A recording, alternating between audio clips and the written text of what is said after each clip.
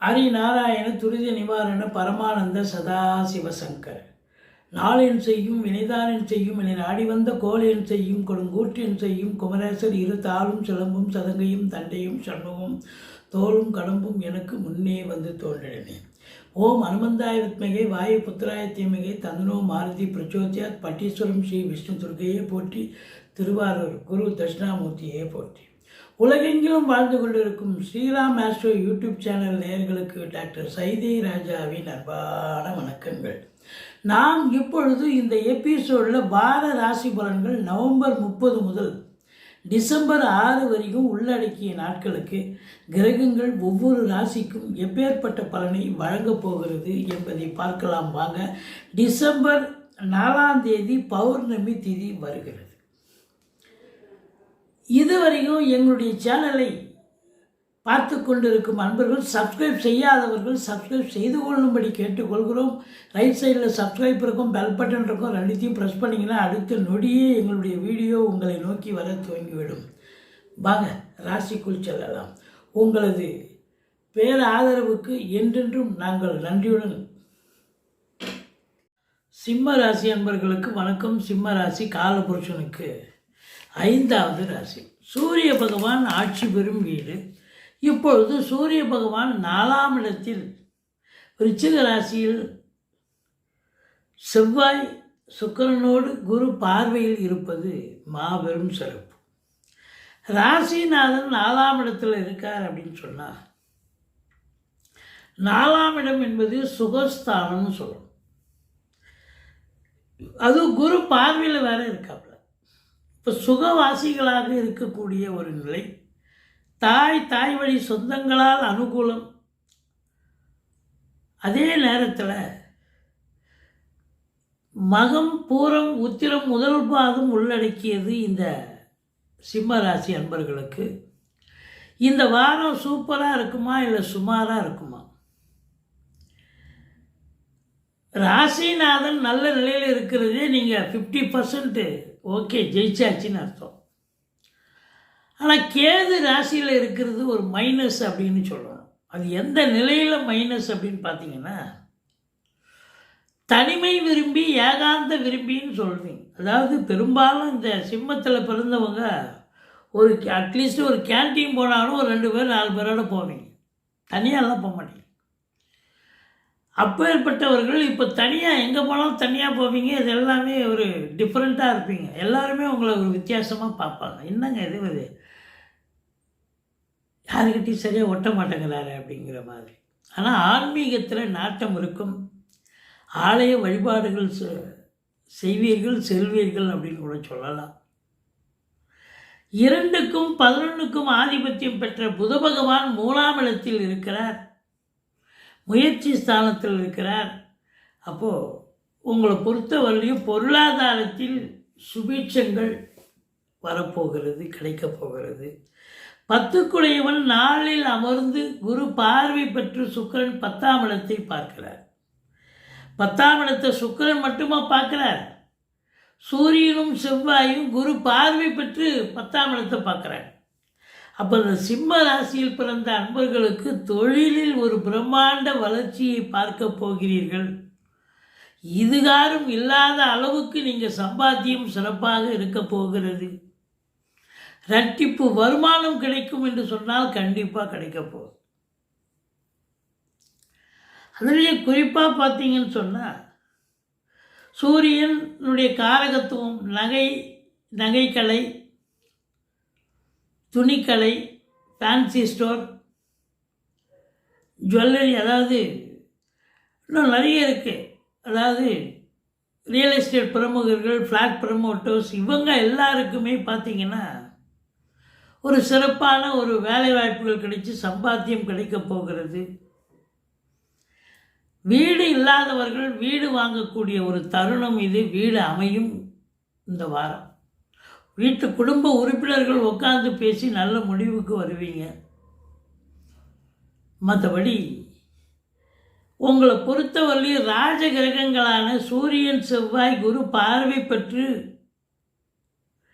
10ஆம் இடத்தை பார்ப்பது என்பது அரசு உத்தியோகத்துக்காக காத்திருக்கும் இந்த சிம்ம ராசி அன்பர்களுக்கு அரசு உத்தியோகத்துக்கு உத்தரவாதம் உண்டு, கண்டிப்பாக கிடைக்கும். எந்த டிபார்ட்மெண்ட்டில் முயற்சி பண்ணுறீங்களோ அந்த டிபார்ட்மெண்ட்லேயே உங்களுக்கு வேலை வாய்ப்புகள் கிடைக்கும். சந்தோஷமாக இருக்க போகிறீங்க அப்படின்னு கண்டிப்பாக சொல்லணும். சமூகத்தில் பேரு புகழ் அந்தஸ்து உயர்வடையக்கூடிய ஒரு காலம். 4ஆம் இடம் தாய் வழி சொந்தங்களால் அனுகூலம், அசையா சொத்துக்கள் மூலம் ஆதாயம். பாருங்கள், 4ல் சுக்கிரனும் இருக்கார், செவ்வாயும் இருக்கார். வீடு கட்டுவீங்க, வீடை ஆல்ட்ரேஷன் பண்ணுவீங்க, வீடை இன்டீரியர் டெக்கரேஷன் பண்ணுவீங்க, அழகுபடுத்துவீங்க, பெயிண்டிங் பண்ணுவீங்க, இதெல்லாம் பண்ணுவீங்க. அது மட்டும் இல்லை, 2 வீலர் விற்றுட்டு 4 வீலர் வாங்கணும்னு நினைப்பீங்க, இல்லை பழைய 2 வீலர் விற்றுட்டு புது 2 வீலர் வாங்கணும்னு நினைப்பீங்க. இதெல்லாம் சாத்தியப்படுமா என்று சொன்னால் கண்டிப்பாக சாத்தியப்படும்.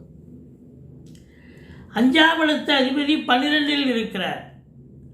பிள்ளைகளால் செலவினங்கள் ஏற்படும். பூர்வீகத்திலிருந்து ஏதாவது ஒரு பிரச்சனை ஒரு சனி பார்க்குறார். பிள்ளைகளுக்கு தேக ஆரோக்கிய குறைவு ஏற்படும், அல்லது பிள்ளைகள் படிக்கிற இடத்துல மற்ற சக மாணவர்கள் மூலமாக ஏதாவது ஒரு பிரச்சனை வர வாய்ப்புகள் இருக்குது. இருந்தாலும் அது சால்வ் ஆகிடும், ஒன்றும் பிரச்சனை இல்லை. 6ஆம் இடத்தை குரு பார்க்கிறார். எதிரிகள் ஓடி ஒளிவார்கள். கடன் சுமை படிப்படியாக குறையும். கோர்ட்டில் கேஸ் எதாவது இருந்தால் சாதகமாக தீர்ப்பு வரும். வெற்றி ஸ்தானம், அதுதான் வேலைக்காக முயற்சி பண்ணுறவங்களுக்கு வெற்றி வாய்ப்பு கண்டிப்பாக கிடைக்கும் அப்படின்னு நம்ம சொல்லணும். மற்றபடி 7ல் ராகு, கணவன் மனைவி கொஞ்சம் விட்டு கொடுத்து போகணும். குடும்ப உறுப்பினர் வீட்லேயும் சண்டை வரும். 2ஆம் இடத்தை சனி பார்க்குறார். ஏற்கனவே நீங்கள் கோபக்காரர், டென்ஷன், பேருவழி. இன்னும் 2ஆம் இடத்தை குடும்பஸ்தானத்தை சனி பார்க்குறார். 7ஆம் இடத்தில் ராகுவே இருக்கிறார். சொல்லவே தேவை. கணவன் மனைவியிடையே கருத்து வேறுபாடுகள் வரும், சண்டை சச்சரவு வரும், வீண் வாக்குவாதங்கள் வரும். விட்டு கொடுத்து போங்க. விட்டு கொடுத்து போனால் வாழ்க்கை கெட்டு போவதில்லை. நண்பர்கள் கூட நல்லது பண்ணுறவங்க கட்சியில் அவங்களால உபத்திரமாகும். நீங்கள் டென்ஷன் ஆகி இவ்வளோ நாள் காத்த பேரெடுத்த இந்த சுமூகமான நட்புங்கிறது அன்றைக்கி ஒரு விரிசல் ஏற்பட ஆரம்பிச்சிடும். வீட்டிற்கு வரக்கூடிய விருந்தாளிகள், நட்பு வட்டாரங்கள், இவங்களும் அவங்க பங்குக்கு மல்லு கட்டி நின்று உங்களை டென்ஷன் பண்ணுவாங்க, டார்ச்சர் பண்ணுவாங்க. நீங்கள் கொஞ்சம் அமைதி காக்கணும். ஆனால் வெளிநாடு போகிறேன்னு பேரை விட்டு நீங்கள் கிளம்பிட்டீங்கன்னு சொன்னால் நீங்கள் எஸ்கேப் ஆகிட்டீங்கன்னு அர்த்தம். தாராளமாக போங்க, நல்ல சம்பாத்தியம் பண்ணலாம் வெளிநாடு போனாங்க. 8ல் சனி இருக்குது, உங்களுக்கு அஷ்டமத்து சனி போயிட்டுருக்கு. இல்லைங்க என்னென்னமோ சொல்கிறீங்க, இருக்கட்டும். அஷ்டமத்து சனி இருந்தாலும் சங்கடம் தீர்க்கும் சனி பகவானை மங்களம் பொங்க மனம் வைத்தருள்வாய். சச்சரவின்றி சனீஸ்வர தேவை இச்சகம் வாழ்க இன்னருள் தாத்தா என்ற சுலோகத்தை சொல்லுங்கள். சனிக்கிழமை தோறும் எள்ளெண்ணெய் தீபம் விட்டு வாருங்கள். தலைக்கு வர்றது தலைப்பாயாட போகும். மற்றபடி அதே சனி பகவானை இப்போ குரு பகவான் பார்க்குறார். எந்த ஒரு தீய கிரகத்தையும் ஒரு சுப கிரகம் பார்வையிட்டால் நிச்சயமாக தீய பலன்கள் நடக்காது, மாறாக சுப பலன்கள் நடக்கும். இப்போ அஷ்டமத்து சனியுடைய பலன் இருக்காது, தைரியமாக இருக்கு. தீய பலன்கள் ஒன்றும் நடக்காது. 10ஆம் இடத்து அதிபதி சுக்கிரன் ஆட்சி பீடம் ஏறி, அதாவது செவ்வாய் ஆட்சி பீடம் ஏறி இருக்கார். அவரோடு சேர்ந்து குரு பார்வையில் இருக்கார். 10ஆம் இடத்தை அந்த குரு பார்வை பெற்ற சுக்கிரன் 10ஆம் இடத்தை பார்க்குறார். அப்போ சினிமா இண்டஸ்ட்ரி, தொலைக்காட்சி இண்டஸ்ட்ரி, பத்திரிகை துறை, மீடியா துறை, எழுத்துத்துறை, காவல்துறை, தீயணைப்புத்துறை, மருத்துவத்துறை, இராணுவத்துறை, ஐஏஎஸ், ஐபிஎஸ், ஐஎஃப்எஸ், அதற்கு நிகரான பணியில் இருக்கும் அன்பர்கள், கலைநிலை ஊழியர்கள், ரியல் எஸ்டேட் பிரமுகர்கள், செங்கல், மணல், ஜல்லி, ஆர்டர்ஸ் போன்ற பிரிவில் பணியாற்றுபவர்கள், செங்கல் சோலை வச்சு நடத்தக்கூடியவர்கள், நிதித்துறை, நீதித்துறையில் பணியாற்றுபவர்கள், அரசு கருவூலம், அரசு வங்கி, இன்சூரன்ஸு, ஃபைனான்ஸு போன்றவற்றில் பணியாற்றுபவர்கள், இன்டீரியர் டெக்கரேஷன், அழகு ஒப்பனை நிலையங்கள், பெயிண்டர்ஸ், ஆர்டிஸ்ட், எல்லோருக்கும் அருமையான காலம். சம்பாதிக்கக்கூடிய நேரம் இது. உங்களை பொறுத்தவரையிலையும் நீங்கள் சாதிப்பீங்க. இந்த வாரம் நிச்சயமாக ஏதோ பூமி சம்பந்தப்பட்ட விஷயங்கள் அனுகூலத்தை தருமா? நிச்சயமாக அனுகூலத்தை தரும். என்ன சண்டை சச்சரவு வரும், குடும்ப டென்ஷனாக வேலை பார்ப்பீங்க, அவ்வளோதான். அது வேலையிலையும் வீட்டில் தான் டென்ஷன், பார்த்தா வேலையிலையும் டென்ஷன். ஏன்னா 10ஆம் இடத்தை சனி பார்க்குறார். வீட்டில் சண்டை போட்டு போவீங்க, ஆனால் அங்கே போய் அதிகாரி கட்டியும் கூட வேலை பார்க்குறவங்கிட்டையும் மல்லு கட்டி நிற்கணும். 8 ஹவர் டியூட்டினா 10 ஹவர் வேலை பார்க்கணும். ஏற்கனவே நீங்கள் கோபக்காரங்க, கொஞ்சம் கோபத்தை அடக்கிக்கங்க. மற்றபடி சாதிக்கக்கூடிய ஒரு வாரம் தான், ஒன்றும் பயப்பட வேண்டாம். அதாவது உங்களுக்கு 30ஆம் தேதி நவம்பர் 30, டிசம்பர் 1ஆம் தேதி 2 நாள் சந்திராஷ்டம நாள் வர இருப்பதால் எச்சரிக்கையோடு இருங்க. சந்திராஷ்டமம்னு சொல்லிக்கிட்டீங்கன்னு வைங்களேன், எந்த ஒரு பிரச்சனையும் தலைக்கு வர்றது தலைப்பாயோட போகும். மற்றபடி நீங்கள் ஓம் அமிர்த ராகவே போற்றி, ஓம் அமிர்த கேதுவே போற்றின்னு 1008 சொல்லுங்கள். துர்க்கையை வழிபாடு பண்ணுங்க, பிள்ளையாரை வழிபாடு பண்ணுங்கள், ஆஞ்சநேயரை வழிபாடு பண்ணுங்கள். வாழ்க்கை வளமோடும் நலமோடும் அமைய போகிறது. இதுவரைக்கும் எங்களுடைய சேனலை பார்த்தமைக்கு நன்றி. உங்கள் இந்த சிம்ம ராசியில் பிறந்த அன்பர்களுக்கு அத்துணை பேர்களுக்கும் நல்லது நடக்க எல்லாம் வல்ல ஆண்டவனை பிரார்த்திக்கிறோம். நன்றி. வாழ்க வளமுடன்.